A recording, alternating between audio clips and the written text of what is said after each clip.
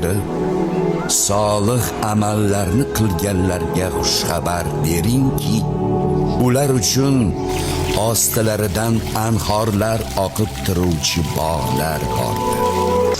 Ular uchun u yerda pokiza juftlar bor va ularni qalin soyalarga kiriturman.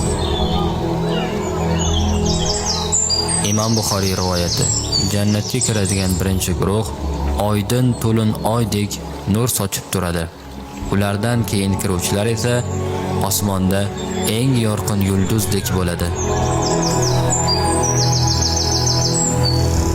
Taqvolilar uchun va'da qilingan jannatning misoli, uning ostida anhorlar doimo joriy, mevalari va soyalari boqiydir.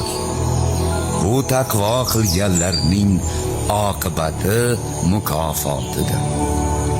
Kofirlarning oqibati esa do'zaxdir.